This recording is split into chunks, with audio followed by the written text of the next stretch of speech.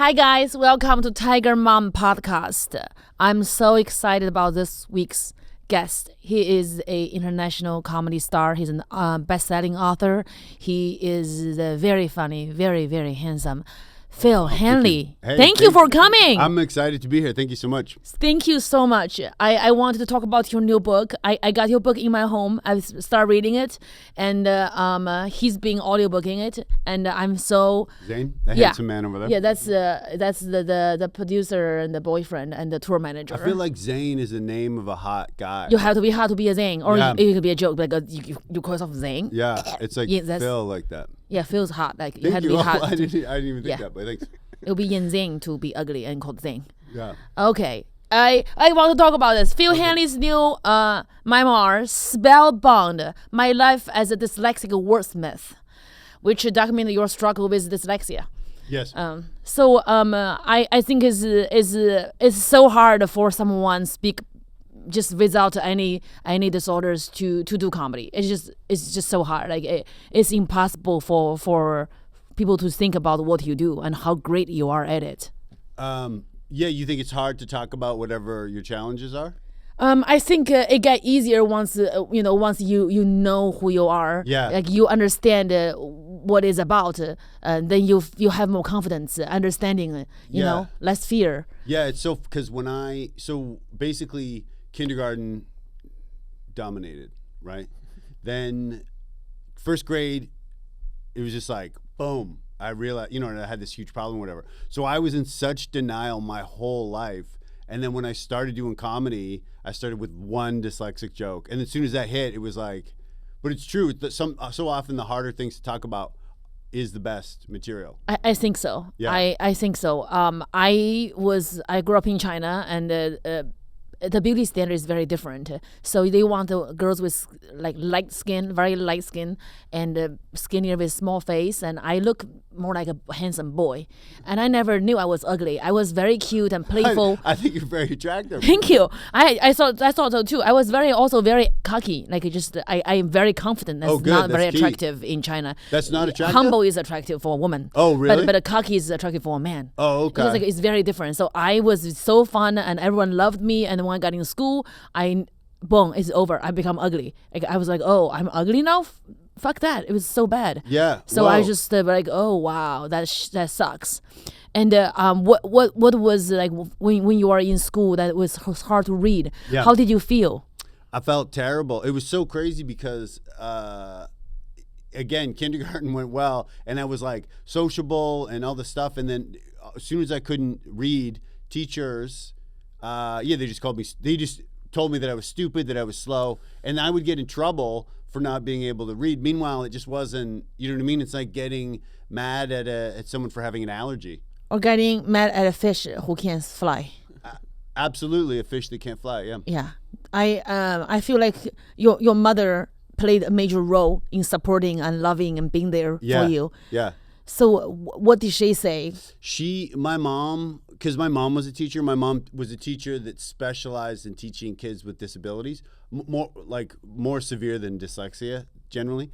And my mom's very passive and very calm. And she would come in and just every year they wanted to fail me. But my mom knew if I failed the first grade, the one thing I had going for me was my friends, and then I would lose that and I would just be super miserable. So my mom would advocate, and like every year, like third grade or first grade, second grade, third grade, fourth grade, always advocate for them to pass me. Wow. Otherwise I would have I don't know what would have happened. She's like a Forrest Gump's mom. She's similar. I think in that scenario, you're implying that I'm like Forrest Gump. No, you're hot and smart. Oh, thank you. Great. Same. Yeah, but I my mother. I don't know why Zane is here. Thinking about your mother being a Canadian mom. She's such an angel. Canadian moms, they are kind and nice and loving. Yeah. I have a Chinese mother. She's malicious. Oh, really? It's just the thing she say to me. It's their way of loving because they went through the Cultural Revolution and the hunger. So for them is that you are alive, you're lucky. Shut up.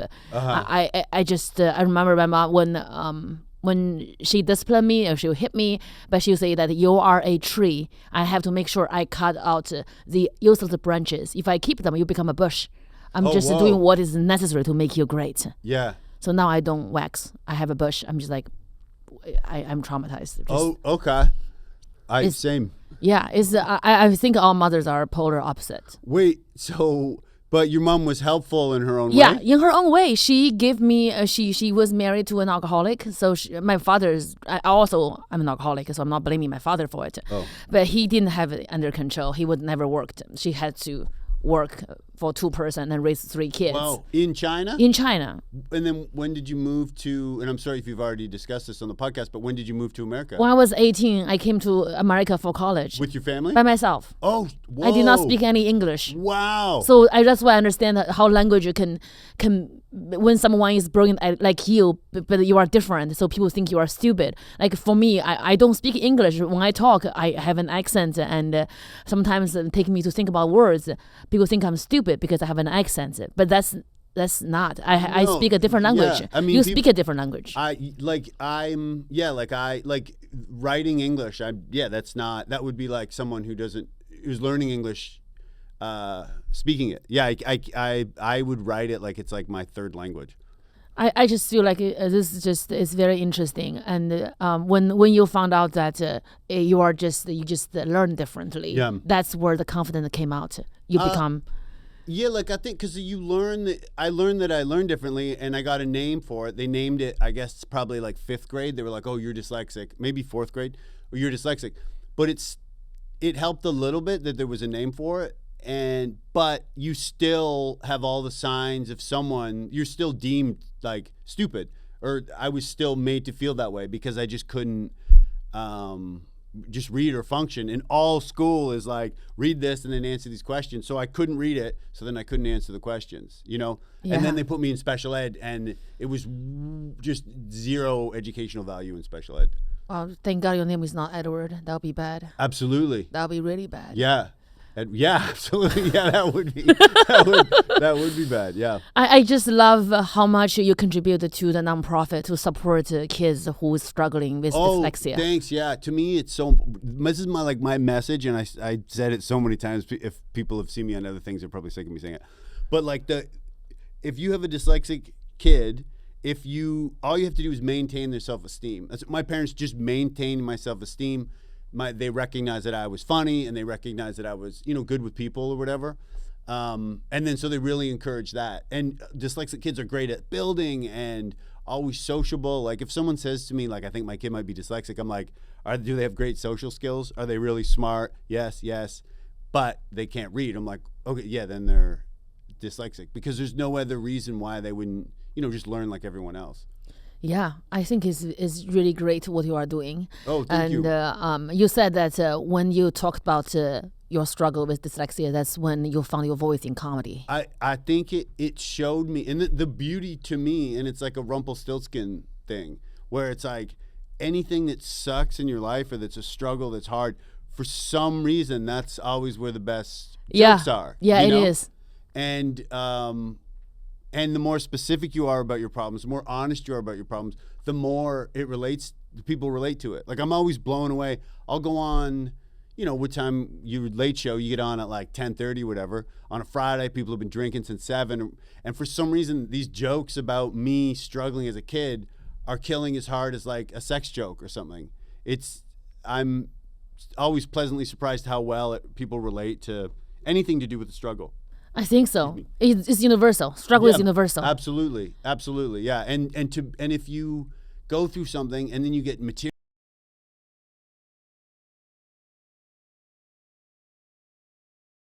what you went through, it gives it some value. It's not just a terrible experience, because you're taking it and creating a good experience. And what was the experience you had in school that you feel like you're losing friends because of your uniqueness? I felt like, there was like a big stigma to be in special ed, and so I just felt like there was like a challenge to make friends and stuff, and I would try to like, the special ed class would like walk through the halls, and I would try to like hang back so no one knew, or assemblies were the worst, because the whole school would be there.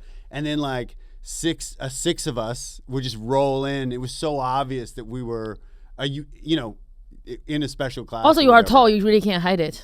Yeah, tall, like you said, muscular, and muscular, handsome, tall. Thank you. Yeah, I mean the list goes on. You both were models at a point, right? Oh, yeah, Jane, yeah. yes. I was a beauty queen. I could see before that. school, before I did comedy and things. But I remember. In China? No, I was too ugly for China. You had to be a supermodel in Europe. Oh, Europe really? Is you are doing runway in Europe, Oh, right? I did. That's amazing. So fancy. Oh, thank you.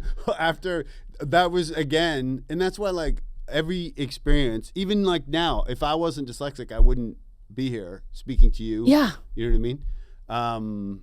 But yeah, so everyone, my friends went to university, and it was not even remotely a chance that I was going to be able to do that. So yeah, I went to Europe and I modeled for some time. That's amazing. I remember when I was, I think when you are bipolar, you don't know it early on, but after puberty, after you are a teenager, it starts to come to you. For me, the first sign was I've always been happy. I'm a happy kid, and then one day I just decided to not get up to go to school, and I loved school. I can't go. I stayed in bed and I cried. I stayed there 1 week, 2 weeks. Then my dad came, like, you are being lazy. Get out. I don't want to eat. He's like, you are going to go. Stop pretending you are sick, being lazy. Yeah. So he dragged me to school, and I can't do anything. I just keep crying. Yeah. And then I feel so guilty. Then I get over the depressive episode. Then I get into the manic episode. I would just study for 3-4 days with no sleep. Whoa. And then I can catch up on everything. Yeah. And because China is just, they only see academic success. My father, mother would have so be proud of me. You are not sleeping. That's great. Then I enjoy my manic energy. I just think that's healthy and great. But it's actually very bad for me to not try not to sleep. When you are not sleeping, you have to. It was very unhealthy. But nobody knew it was bipolar. Whoa. I was just. Crazy. I would say people just think I was crazy. Yeah. Whenever I'm sad, my mom think I'm being lazy, trying to avoid the responsibilities. Yeah. And then I would have some sympathy now with my illness, is thinking about my boyfriend. He has ADHD, it's hard for him to focus. And then I just thought he was just ignoring. He didn't care about it. But I knew he cared. It just it's different. He has to get into it. It takes 15 minutes, 20 minutes to get into a focus. How old were you when you were diagnosed with bipolar? When I was 15, nobody knew. My mom just think I was lazy and crazy. But then when I was 19, I just was very depressed. And I don't want to go to school. I started writing poetry. But also I was not cool enough to just do something fun. I had to still to be a good student and just study before the school. I wasn't eating for almost 3 weeks, and my mother took me to Beijing, and we were diagnosed bipolar, and she lied to the doctor. They asked her, do you have anyone in the family that is bipolar, have any manic or psychotic outbreak? She said, no, we don't have any, everyone's great. Then we got home, she said, yeah, your grandmother and your aunt. Oh, they wow. both have manic depressive disorder that's turning into very. My grandmother, when my mother was 3 years old, she had this manic breakdown. She ran out to the village naked. Oh, really? Yeah, my grandpa had to. We never knew it because grandma, now I remember her as this proper, generous, brilliant lady. I never would think she had anything like that. Yeah. And same with my mom's older sister. She experienced the same manic energy and the depressive disorders, and I just had no idea. She never told me, and she said, no, you don't have that. You are not running out naked. Don't worry about it. So there's other symptoms though. I just cry, and then I just don't sleep for weeks, but I had no idea. I never got treated. Oh my goodness. So after you were diagnosed, did everything change? I realized I stopped hating myself for being sad or feel things strongly. Yeah. And not being able to sleep. But it got into a very bad place that I almost killed myself. Oh my goodness, I'm so sorry. Then when I was 20, when I was actually last year, I never got on medication, and so last year I crashed my car. I was in a manic episode, and I crashed my brand new car. It rolled over 3 times. Oh my goodness, really? I was lucky to be alive. Yeah. Yeah, thank God for Tesla. Something Elon can do right. Anyways, it's not it's just what I'm thinking is like based on your story. It's just having a mental breakdown, really like breaking your car, is not everyone's experience. But people when it's very personal and specific, people understand it's because of your shortcomings. That is not your fault. Yeah, because I mean, everyone struggles. Everyone struggles with something. So then, when did you start taking medication and stuff like that? I tried it. It just made me into a robot. That I stopped having the manic energy, or I stopped being super sad. Yeah. But I just didn't want to do anything. I was just not me. Yeah. So now I had to give up alcohol and drugs because that is bad for bipolar. Yeah. Start to do more meditation. To get my mind together and knowing my feeling and allow me to be okay. Just like, okay, we're going to be in a cave for 2 days. We're just going to stay home and do nothing. Yeah. And then when I have my manic energy, I make sure I get very productive, but still get to sleep when I have to just have to go to sleep. Try to manage it. It's not easy. Every day is a battle, and the same as you. Every day is a battle. Yeah, it's funny that when you're going through these things, you're so tempted to drink, or you're so tempted to do drugs. Or something like that, I cannot wait. It makes things so much worse. It does. Yeah. It makes it so much worse because it makes the low much lower. Absolutely, yeah. Makes the manic depressive disorder, like the manic, much manic, impulsive. Yeah. But again, just like you, I wouldn't be here if I wasn't suffering bipolar. I would not tell my mom I'm going to America by myself. Yeah. When I was 18 by myself, speaking no English. That's wild. It was the manic energy that just drove me to do crazy shit. Yeah. Or doing comedy in my second language. And I can't imagine how difficult that is. How long have you done comedy for? almost 6 years. Okay, cool. When I got to my first open mic, I realized I sucked. So I knew I had to do something. I bought a comedy club. I still own it. Really? What comedy club? It's called the Hollywood Comedy on Melrose. Really? Yeah, I Wow. bought it because I knew I sucked. I was doing 10 hours a day, and I was hosting the open mic. Uh-huh. I just wanted to do it, and I want to be good at it. Yeah. That's what it takes, is getting on stage. Yeah, absolutely. Yeah, stage time is everything. Stage time and just putting in the time writing. Yeah, for sure. Yeah. So I love your crowd work. It is the best crowd work I've ever seen. Oh, thank you. Yes, it's so fast on your feet. Thanks. So what kind of species are you? I always ask a species because I just wanted to, first of all, make fun of my English being stupid. Secondly, I just feel like we're just human beings, Yeah. like we're just all different shade of Mexican, You are lighter Mexican, I'm yellow Mexican, there's black. Like we're all same people, and we're just like a different animal. Like you're a cat, I'm a dog. I just feel like racism is just so stupid. So I just always ask people, what species are you? What species? So what species is Zane? What's Zane an would be, he'll be example? German.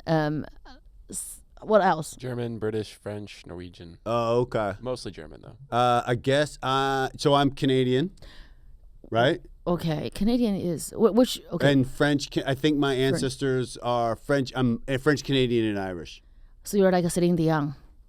Very similar to Celine Dion. I get that comparison a lot.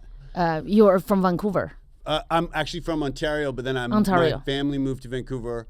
I was living in Europe as a model. You keep bringing that up. Yes. And then, and then I moved back to Canada. My parents had moved to Vancouver. I moved to Vancouver and started comedy in Vancouver.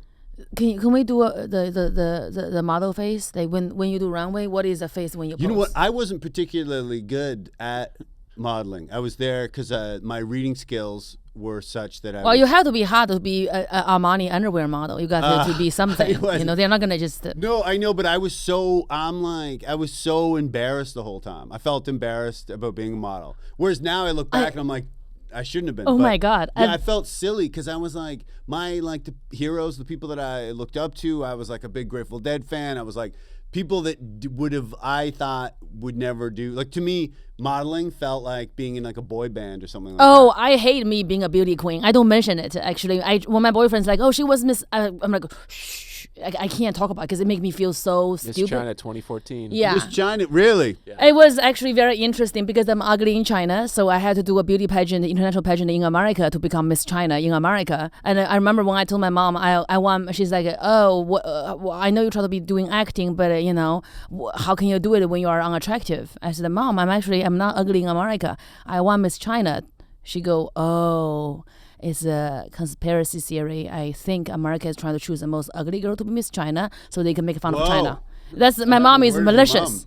Oh, she is insane, but she would die for me. But she also will make sure I want to die every single day. Okay. She give me all her she would support me in every way she can. But she Yeah. also just in her mind, her eyes, I look like a very very beautiful Chinese boy. Like if I was a man, I would have everything I ever wanted in China. But yeah, anyway, Well, so I was very disagree- embarrassed about disagree my profusely modeling. with your mom. Thank And you. And I wish Zane wasn't here. But no, so I was very skinny. I was like super skinny. At the time, that was what they wanted, like, skinny guys, not necessarily like super muscular. And I remember I told my best friend Pugs that I was going to be a model, and his response was, he goes, "Just your face though, right?" Because I was so skinny. Yeah. But they want you to be skinnier to fit in those outfits. yeah, right? and that was just the look. Like I had like long hair, and I was just like skinny. It was like the heroin chic thing. Oh, And, nice. Yeah, and that was, you know what I mean? like Kurt Cobain. Yeah, it was around. Yeah, it That's was the after that. style. But yeah, it was like that. And I have a joke in my act where I go like, that we're looking for people that look like they do drugs, and I'm like, look like you do drugs. I'm going to do you one better. Nice. That's hilarious. Thank you. So you don't do the model face. I never really did them. Like I just kind of was. I just did my face. You just I don't want to be here. That was Get me out of here. That was kind of that was like at that time, and I think that's the only time I could have modeled. It was just like, good timing, and yeah, and that the time it was like the anti-model models. I love that. It just the funniest thing is that when you hate doing it, but you just somehow they just love it because your energy is like, I'm better than this, and that's kind of like the sexy energy. You walk with like, oh, he doesn't even want to be here. I want to buy that outfit. I want that fucking energy, and then you'd be like, oh my god, book me for more. You're like, oh, too needy. And I think maybe you didn't even like it. That's probably I why. didn't. I felt like I just didn't feel like it was a cool thing to do. And then, but shockingly, I was working and I was making money and stuff like that. And the crazy thing is now I look back and I'm like, so I was living in Europe. I was working. I was doing these big shows and stuff. And then at one point I was like, I'm just going to move home and find something else. And my parents allowed that, encouraged that. Whereas like I had no skill. Like I had no skills whatsoever. When I was after high school, I tried to get a job in the convenience store across the street from my high school, and I couldn't get that job. Like I couldn't fill out the resume. I couldn't get the job. So I don't know what my parents were thinking. They should have been like, yeah, your life is to look good in khaki pants. Like you should really keep doing that. But they encouraged me. I came home and then in a roundabout way found comedy. Wow. What was the moment you decided to do your first open mic? I did. Well, what happened was I was in London. So I was based in London, and then I would, do work in France and Italy, and Paris and Milan. And I was in London, and I booked a car commercial. And in the audition, I had to like improvise, and I made the people laugh. And I was like, whoa, maybe I'll do acting. You know what I mean? Like, Oh my maybe God. Maybe that's what I should do. So I took an improv class. Have you ever taken an improv Yes, class? yes. It's just a group. It's just such a cross section of weirdos. Like where you Yeah. start, and it'd be like one cool person, and then like some dude. Like there was like an Italian guy in like Leydenhosen in England, and it was like, it was just like a mixed bag of people. I shouldn't say weirdos as individuals, but as a group, it was odd that we were in the same room. It was just such a cross section. That's amazing. And I did one sketch, the first like little scene or whatever, and I made the class laugh, and I was like, it blew my mind because I was like, oh my god, this feels just like making my friends at home laugh. Like this Yeah, is you my always being favorite funny. thing to do was, we would drink or we would smoke pot or whatever and make each other laugh. And that I did that in the class, and I was like, making strangers laugh feels as good as making your family laugh or making your friends laugh. And so at that point, then I was like, okay, I'm going to pursue comedy. So my first open mic was in Vancouver in like a room where you're like, oh, this is the worst room for comedy. High ceilings, Oh no. comfy chairs, like just, giant room, 8 people type thing. And first show I knew that, okay, this is what I want to do. Oh wow. Yeah, I did you love have that after your first show? I actually, I also decided to do comedy after an audition for John Singleton for his TV series Rebel. He did The Boys in the Hood. Okay, John yeah, Singleton. for sure. And I made a joke because the TV series Rebel, they had a black girl who's the lead. She's a cop. Her best friend is a Chinese girl who knows kung fu. He said, "What do you think of this show?" I said, "That's Rush Hour on a budget." And he's like, That's rude, but you're very funny. Do you know stand-up comedy? I've never heard of that because in China we don't have stand-up comedy. Okay. It's recent. We got it like 8-10 years ago. But then I started to did my first open mic. It wasn't great, but I knew that this is something I wanted to do. Oh, cool. From the first time? Yeah, I Isn't sucked it too. funny? I don't know why, but I just knew that's what I will be doing. I walked back. I did my set. I walked back to my sister. My mom's super, super supportive. My dad's very supportive, but my sister's super, super supportive too. She came to my first 100 shows. And I remember walking back. Yeah. I remember walking back to where she was seated and thinking to myself, this sounds like cliche and kind of corny, but I remember doing stand-up, walking back to where she was sitting at the back and thinking, I now believe in love at first sight because I'm so sure this is what I want to do. I love it. That was I love legitimately the feeling. And then I was just, Vancouver, it was like hard to get a lot of spots. So I just like would do whatever I could do to do. I had this in my head that I had to do 5 spots a week. And I just did whatever I could do to get on stage as many times as I could. I think that is also the best advice you can give to any comedians is just get on stage. You are what you do. Yeah, you know, for you want to sure. become what you want to become. You know, you are what you do. What Yeah. you do every day, it doesn't matter if it's good or bad. It's as long as you are doing it, that's who you are. Yeah, absolutely. Yeah, Yeah. your habits for sure. Yeah, because a lot of people they are too proud. They don't want to do the open mics. I can't help anyone who don't want to do open mics. No. Nobody's too good for open mics. Yeah, the way I looked at it was I was like, it's not, what's important is showing up. It's not important how the show goes. You know I what I mean? think so. I would just get on stage, and that was the most important part. I think so. The stage is my safe place. How do you feel when you're on stage? Yeah, I feel better than I do probably in any other Yeah. situation. You know Same what I mean? here. Same here. It's just because especially, I don't know all the details about being bipolar, but as a dyslexic, it's not just words. It's like organization and all these things. Like for me, when I'm on the road, and you know what it's like, you're in like Richmond, Virginia, and I'm trying to find food, and that's like a huge thing because you got to like read the Yelp and get the map and the whole. So by the time I'm finally on stage, yeah, you just feel great because you're like, okay, I know exactly what's going to go down for this hour. Yeah, struggling with bipolar is you just don't know when the storm is coming, and then you have to get yourself out of it and be okay with it. I can be having an episode, crying my eyes out. The moment I got on stage, I'm safe, I'm happy. Yeah, I've had that with like, I'll be like going through like a really bad breakup or whatever, and you're like, you're dying off stage, and then you get on stage and it just feels good. Yeah. It's like relief from those things. Yeah, every word I say, I take it slow, and it just, you feel the love coming to you. Yeah. We are so sad. We are so sad. But also though, don't you feel that if you so like you said, you wouldn't be a comedian if you weren't bipolar, I right? don't think I would have the delusion to believe that I can do this in my second language. But with my bipolar, with you know, when you are manic, you think you can do anything. Yeah. That's who that's why I thought I was very cute in China. I always had confidence, even though a lot of girls with dark skin and big jaw and big cheekbones, they just know they're ugly, they are quiet, they don't want to draw attention. I was just like, I don't care. I want attention. If I'm not pretty, I'll be good at sports, I'll be good at math. I just wanted to be here. I find it upsetting that there's a whole group of people that are told they're not attractive. That's why I just feel like I talk a lot about the colorism and the diversity of beauty, and this is very important. Also, like mental health awareness in Asian community. In Asian, people are not allowed to be sad. If you are Asian kid, you are sad, you are ungrateful. It's just it's very interesting. Is that changing as people slowly learn about mental health and stuff Yes, like that? slowly, but needs more people to speak up about it, because Asian people want to present ourselves as proper, great. Nobody wants to show the dirty laundry. If you have mental disorder, it's a dirty laundry you have to hide to not show. Wow. And if you are not gonna kill yourself or you're not running out naked, you don't have any mental problem. Depression is nothing. Bipolar, people don't believe in it. It's just like when you, it just it's very, very interesting. But I felt that because of the younger kids, when they have mental illness or mental disorder, they feel the shame. They don't reach out for help. Yeah. It increase the suicide rates. Whoa. That is, I think that's why I wanted to talk about it. That's so great that you're doing that. Thank you. Yeah, but there's so many there are so many parallels between that and dyslexia, because there's a stigma. Yeah, I can just think, see, like any little kid who struggle with reading and they feel stupid.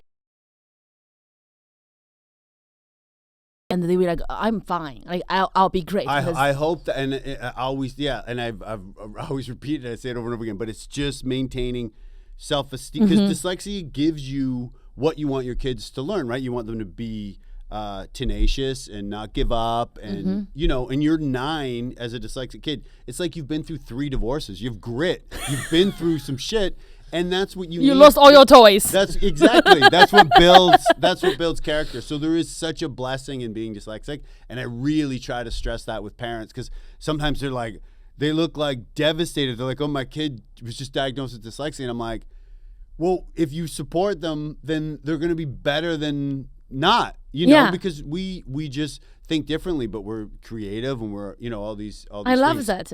In Chinese, I think there's a saying is that 留得青山在，不怕没柴烧. If you kept I the love mountain, that saying. thank you. If you kept the mountain there, protect the mountain itself. Even though right now you don't have trees grow there, but one day you can have the trees there. You can cut it down and use and burn it and use it to cook. It's just saying like to protect the self-esteem of the child is the foundation of that kid. Oh, that's great. You won't have any potential. That's a Chinese expression? Yes. Oh, cool. Right? But then there's the okay. Yeah, I just feel like you have to protect It's the so core. key. Yes. Even though right now you look stupid, but you can come to like be on top later. Absolutely. Well, yeah. I mean, with dyslexia, it's just the bottom line is the way the school system is set up. It's not conducive for us to be successful. Yes. But I mean, if a teacher's like, you can't learn, it's like, well, whose fault's that, dude? Like, your job to, you know what I mean? Yeah. It's so easy to just be like, oh, they're dumb. You're like, well, maybe you're not really giving it 110%, because there were tons of people that just thought I was slow, thought I was dumb, and didn't for a second think like, oh, maybe if I teach them differently, or maybe if they learn differently, maybe they just learn differently. Yeah, I think we just peak in different times. Yeah. That's also true, for sure. Like the hot girl in high school now are all fat and marrying broke guys and just crying. That the could ugly be the bitches case. is here right now. What's that? The ugly bitches in high school is here that. right I don't now. see that at all. I don't want to be ugly. My sister was more prettier than me. She's I mean, Is she if you seeing didn't have the anybody? photo, she's married, but she look Chinese. Like she's very white with tiny lips, and she still make fun of my lips last year in Hong Kong. I'm like, Jiaoying, those are called DSL. Yours is baby bird asshole. It's so cute.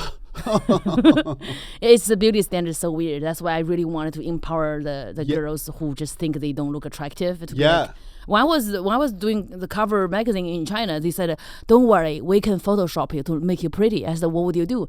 "We can make your skin whiter and make your face like more like narrower." I said, "Just keep me ugly. I want it to be this way." And because I want other girls to be like, oh, she is on the magazine. She look like me. Yeah. She's not the other, the pretty girls. I just need other girls to, because I'm happy I made it in America so I can talk about it. If I was in China, I talk about me not being ugly and the girls look at me should feel pretty. Do you think I am the ugly girl who is crazy? Well, I don't. I was unaware of this. That seems they're very incorrect. Yeah. Anyways, so if you are a product, what is your warning label? Oh shit! Whoa. Well, first off, my warning label would be misspelt and illegible. I can't spit this. That was funny. Oh, thank you very much. Okay, so this is fun. We're gonna go through some news. He's just adjust the camera. Okay. Oh, We're between sections. Oh, sweet. Yes, we are the most beautiful comedians of New York. So when do you guys go back to LA? Monday. Tomorrow. Oh, really? Okay. Yes. I already had 2 divorces. So you got 3 divorces when you were 5. Oh, so I really relate to you. Oh, you've been divorced twice? Yes. Okay. Yes, the first one we got married younger, and the In America? Yes, and his parents were not supportive because they were Jewish and they want me to be Jewish, and he just chose me over them, and they don't talk to him. It become really toxic. So Oh shit. Okay. it become really bad. He was a wonderful person. Yeah. But it was my college sweetheart, so it did not work out. Okay. But we part away, beautiful, peaceful, But the second husband is whoa. Oh, really? But it's okay. He's Recently? yeah. Recently, would say almost 4 years ago, three and a okay. half. It's good enough for me to be okay. But I've never been divorced, but God, it looks rough. yeah, it can be rough. But I think because I am crazy. Is the camera on? Are we good? Yeah. Okay. We're ready. Okay, now we're recording. Yep. I think like the divorce I had because we had 2 children, so that's like a very important thing. Yeah. And I'm lucky I'm crazy because when you are crazy, when you are manic, you don't think about the reality. Like how can you survive? How can Yeah. you take care of 2 kids? Yeah. All I care is my pride and my heart. Like I felt if I settled, I would die. Like my heart would die. That there's no way I can take care of my kids. Therefore, I just realized that I don't care about money. I just want my children. I want them to live with me so I can take care of them. I can see them, know them are safe. Yeah. And how can I do it? How can I make money? I don't know, but I'll figure it out. Yeah. And that's the kind of manic energy. I made a deal as he didn't want to give me any money, any child support because he was Chinese, and we had to go back to China, and it just is not gonna work. I don't know anyone there, and he's very powerful. Yeah. For me to, I'd rather to just get the children. That's all I know. I want the children. Yeah. And I'll figure out if I have to be a stripper, I'll learn how to shake my ass. I do whatever it takes to make sure the kids are well. Yeah. So I was most girls are could be like fighting over go back to China, fight over the money. Yeah. But I feel like I'm doing open mic. I can't afford to go to China, and I'm gonna lose money. I'm gonna lose more money. There's no way. I know I can't get a penny from him. So I'm just like, I'll just stay here and figure out what I do. How old are your kids? The boy is 6, the girl is 4. When that happened, the boy was 3, and the girl was literally like 1. But I decided to like comedy is plan A. There's no plan B. We're just gonna make it happen. Yeah. And I may not be great, but I will work harder than most people. Yeah. And I will work You myself. should write a book. This is everything you've said to me so far in this podcast, and I don't know if Zane's ever pointed this out to you, but it's been so inspiring. Thank you. Yeah. I would love to talk to you Sure. about it. Yeah, I've been definitely. writing. Call I've me been writing anytime. it. Why is Zane here? But yeah, call me Yes, anytime. I've been writing, thinking about it. Yes, it's my second special. My origin story is about my life. So the book cool. I would write is basically connecting to the origin story. Yeah.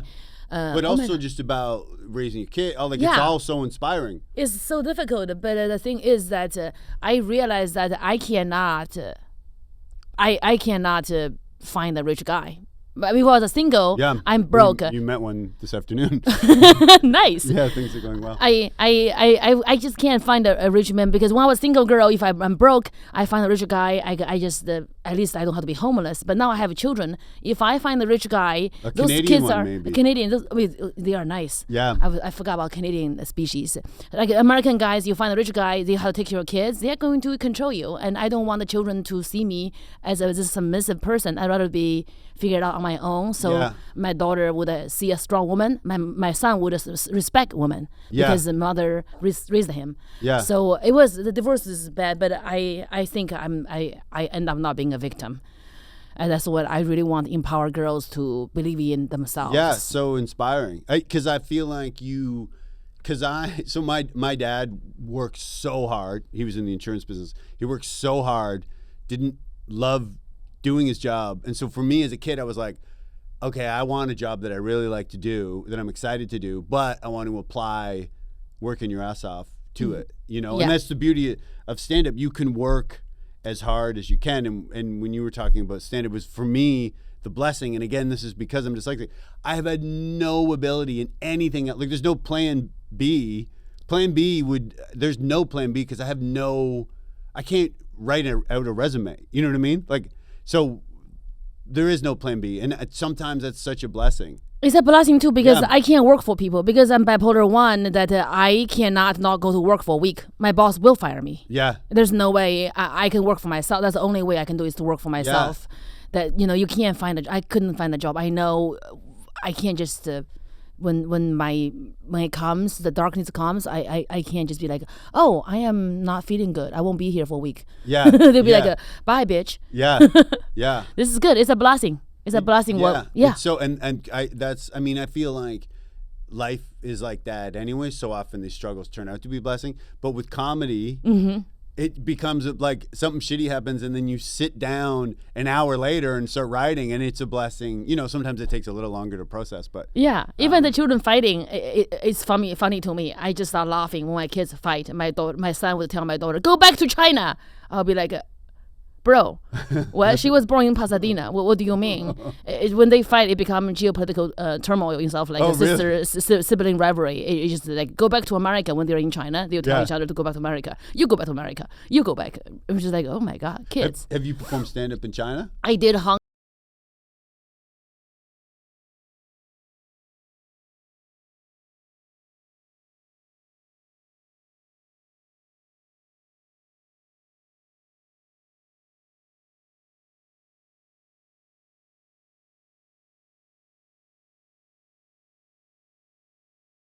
pretty. So the bigger girls I think be like, you're pretty too. Thank you. Oh my God, thank you so much. I forgot about Canadians.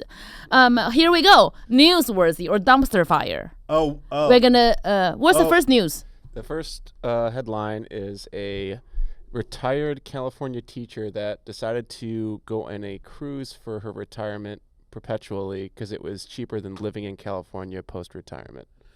I heard about this. Yeah, I So felt like she it was lives- appropriate because your mom was a teacher. Yes, You might have- she lives. She just lives on a cruise. I think she's a cool lady. Yeah. Yes. Have you ever been on a cruise? I haven't. If they are paying me to perform, I'll do it. Have you performed on a cruise? I haven't. No, nor have I. It seems because if by chance, if you have a bad set, and I've never had a bad set, but if you do have a bad set, then you're stuck with the audience. That sucks. Yes. That sucks. Yeah. Oh my God. And I when I was in Kentucky, I was teaching at the Confucius Institute. Now became a. Now they shut it down because Wait, they you think lived in Kentucky? I went to Kentucky for college. That's what I did to like myself. Wildcats? Yes. Okay. Yes, Wildcats. All right. You know Wildcats. I'm very familiar with them. Yeah. Nice. So I was teaching Chinese as well, and they offered me a position to teach. I said I cannot do that because I realized that it's not legal to hit kids in America. Like I can't get them to focus. Yeah. I couldn't teach. Oh, okay. I don't think I have the patience to teach. Yeah. Yeah. It does. It would take a lot of patience. Yeah. You have to be loving and have patience. Yeah. Yeah. I try to teach my sister calculus. I couldn't. I had to walk away before I call her stupid. Your sister in China? Yeah. Okay. What's the next one? Next one you'll love. It's Prince Harry. The exact moment Prince Harry blew his relationship with Queen Elizabeth. It's before his the story is shortly before his wedding and to Meghan Markle.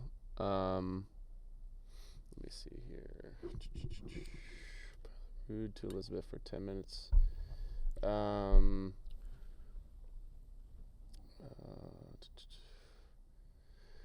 Something regarding how he spoke to a pilot, a former military pilot, was 40, was rude to Elizabeth for 10 minutes in February 2018, meeting about nuptials, leaving the Queen very worried about the groom was settled and weak. Well, he is always being weak.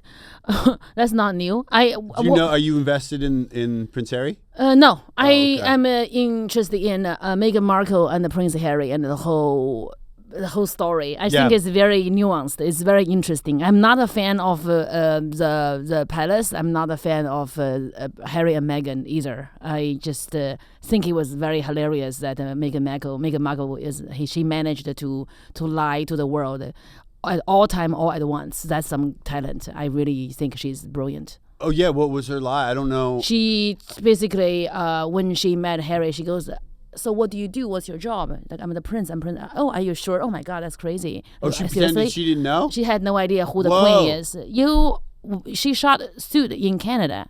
I know. The queen's face is on the currency of Canada. Absolutely. So she basically just pretends she had no idea who he is, and she actually. Good acting. That's good, Yeah. It pays off. Acting camp pays off yeah. long way. Yeah. So I think it's very interesting that.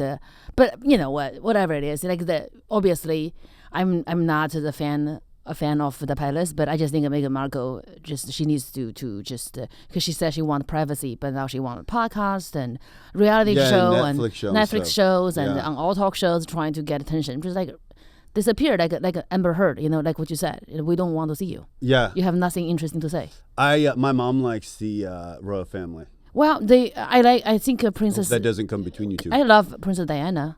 Oh, absolutely. Yeah. I love her. I think Princess Catherine is very elegant. Yes. I like, because they complain about the royal families not paying them their protection. You don't want the duty anymore. Why would the people, where the money come from if you're not serving the people? Yeah. The people would pay tax because you are serving if you don't serve, you don't get protection. You can't have a double standard. In Chinese, we say it, 当了婊子很讲立牌坊. It's like when you become a whore, you want a medal for being queen, like Virgin Mary. You can't have both. Oh, okay. If you want to be a whore, take the money and smile. Don't want that's what Meghan Markle wants. It's like no, you don't get don't be. Is that a common expression? Yeah, in Chinese culture, just like I'm very, because we come from the generation of struggling and I just don't have any patience for people who are crying baby victim over things that she would cry about. I had to get up at 7 a.m. It's a hard day. I have to drop 2 kids to schools with 2 nannies and 1 ginger slave. It's like how her life is so miserable. Yeah, because you've persevered over your challenges. Yeah, I just don't like when people are so privileged and complain about things, how they are a victim. Yeah, but because you didn't do that. Yeah, that just disgusts me when I see that. And that's why she's losing her audience, because just do something, do something. Yeah. Anyways, what's this? So on that same thread, Prince Harry and Meghan Markle cut back on staff, boohoo, to save some cash. I like that. Finally, they are running low on Princess Diana's trust fund, right? She had left some money for Harry. I think. Oh, did she really? Okay. Yeah, that's probably the only money Harry would have access to. He wants to connect back with the king, but he said he didn't want to. I mean, I don't blame him. You did a tell it all book. Yeah. To talk shit about your family. Did you read the book? I listened to part of it, and it's called a spare. Yeah. I said spare me, motherfucker. So I didn't want to read it. So I was like, good. It was some part of the book is him being a victim. His brother violently assaulted him. He just grabbed him by the collar. That's brothers. You play rough. That's absolutely why you are brothers. Yeah. This is not he assaulted you. He beat you up. It's just stop. I would have smashed my sister when she's being stupid. When she wear when she wears super short skirt. I'm like, don't be a whore. Just cover it up. Especially if she expects a medal. Yeah, and she's also the pretty one. I'm the ugly one, so I just don't care. I wear my tracksuit. I can't believe it every time you I have to show you her photo. Oh, really? Yeah, but you probably think she's like a Chinese girl, like a very light skin and small lips, like very Chinese. I heard. Who is this? This is Diddy's lawyer. Oh God, look at him. Diddy's lawyer. One of his lawyers.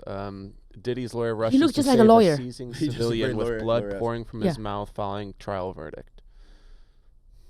So wait, one of his can I see the top, the headline? Yes. Diddy lawyer rushes to save seizing civilian with blood pouring from his mouth following trial verdict. Yes. So he's a lawyer and a doctor? I guess so, yeah. He went to, the guy was seizing on the floor, and of all the people in the room, one of Diddy's lawyers went to his aid. Well, probably he had 200 lawyers, so one of them was a doctor. Is not something he should brag about. Yeah. There was a doctor lawyer in your crowd yesterday, you remember that? Oh, yeah. There was someone in your audience that She's a doctor and a lawyer. Whoa. Yeah, I said, get out of my face. My mother is going to kill me to get you, to be her daughter. So I don't want to know anything about you. She's like, I'm good. I'm happy right here. We don't have to be friends. Okay. Right? I hate when people are super overachieving. I like them. I like to appreciate them from far away. Yeah. For my self-esteem. I'm fine. Okay. Yeah, your self-esteem should be off the charts. I should. I really should. Yeah. Thank you for all the confidence. Oh, no problem. I should really. I'm gonna be because all the confidence you give me, I'm gonna be promoting your book.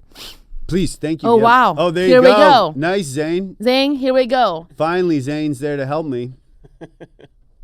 I love I'm always this. here for you, Phil. Thank you, Zane. Let's do a section that wraps up. So were those articles dumpster fire or newsworthy? Which one? All of them. All of them. Which one you think is newsworthy, Phil? I feel myself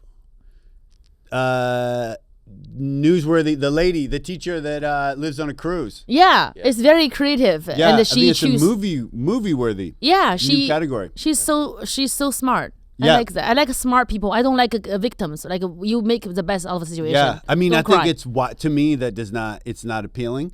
But if she's down with cruises, it's like a wild life. Yeah, it's fun. She can probably be having sex every day. She could, you know what I mean? She Yeah. could be socializing sexually. Yeah, she could it's- limbo contests. Yeah, she can run the whole Epstein Island. Yeah, I don't want to imply that she is having sex every day, but she could be. I think you know what I mean? yeah, I think you don't want to think about it, but I think she's probably having a good life now. Yeah, Yeah, absolutely. because that's nice. It's nice. You are stuck with those people. You You are. gotta be having sex at some point. That's Yeah, true. they become more attractive the more you look at them. Yeah, the high And seas. after 2 months, you're like, okay, I can do this. Next section, learning Chinese with Jiaoying. First of all, I have to tell Phil. I roast the American names in Chinese meaning by translating the sound of your name. Phil in Chinese, Phil Hanley. Phil, 肥油, 肥 means fat, 油 means oily. Fat and oily? Yes, Henley, Han means still, Li means beautiful. Means I'm still beautiful. So which means like it's shitty, but then it get better. Oh, like, It's like your life. yin and yang. Yeah, like your life start is like maybe I'm not very smart. Like Yeah. I'm the smartest people because if you have humor, that is intelligence. Absolutely. Humor represents That's intelligence. what they say. Yeah. Yeah, yeah. I was just like watching House of Cards, rewatching. I just love that TV show so much with Kevin Spacey. There's one of the episodes with Kevin Spacey and the Russian president. You can see how those two guys they are in the White House at the dinner party. How they are just like showing their being an alpha by making a joke. Yeah. How much people laughed to just like you can see like Kevin Spacey be like. When like the president of Russia make people laugh, he just like try to come something funnier, and then Oh, really? that's like the power play, like Yeah. because it's sexy and Yeah. it's like alpha when you make people laugh. Yeah. It is intelligence. That's it. I was so lucky that my family encouraged me to be funny. And then my friends that I grew up with, a lot of them were older and stuff like that. And yeah, they would just always had my back, always encouraged me to be kind of the, loud. And I love that. joking. Yeah, Yeah. that's having great family and friends is everything. Yeah, and it just where I grew up in like a small town, kind of like a Canadian version of Detroit, and humor was so celebrated, That's amazing. which is so remarkable for your success because that wasn't something that was that encouraged when you were in China. No, I wasn't allowed to talk. Whenever I make a joke, they will laugh and be like, "Don't talk, don't say that anymore," and they just give me a look. Just because being a girl, you have to be very humble and quiet to be attractive. If you are mouthy, it just in Chinese we say 枪打出头鸟. The barrel always shoots the bird who shows his wings. You have to like hide yourself so you don't get killed. Who shoots the bird? The barrel. Oh, the gun. Yeah, the Whoa. gun. Yeah, the gun always shoots the bird who love- shows his wings. I so love someone's like, these just Chinese close your expressions. wings and shut the fuck up and be small. Yeah. Just be. But if I was a boy, I you're don't like, love whoa, the so sentiment, funny. but I love that there are lots of expressions because they're almost like Yes, Confucius says Yeah. this and says that. Ooh, now we have Phil's dates. Oh, you're gonna do my dates? Yes. Oh, please. So those are the local ones, but I'm going to Europe. Ooh. If you hit just all of them, Zane, Yep, I got you. have you played Europe yet? I am doing it early next year. I'm so cool. excited. Oh, that's amazing. Where are you going? London. I need to see yours Yeah. first. Yeah. Okay, so Oh, I'm let me gonna- see. I am playing Belfast, Dublin, Manchester, where Oasis are from, London, where I used to live, Amsterdam, and Paris. That's all end of August, beginning of September. I cannot- European listeners? Oh yeah, All I over, do. right? I have a Cool. lot of European fans. I'm just so excited for you to. That's probably not your own. It's like how many times you went back to Europe for a tour? I played London last year. Oh wow, so second time. Yeah. How do you feel when you go back there? Your old friends, I modeling love friends, it. seeing Yeah, you doing comedy. Some of my best friends in the world, and then I'm playing your hometown. Oh LA. wow, like LA. Where? Yeah. Which one? Which Where am I playing? which in theater? LA, Zane? In LA? It's in October. Sorry, I'm playing Vegas, LA, and San Diego. I'm playing one of the.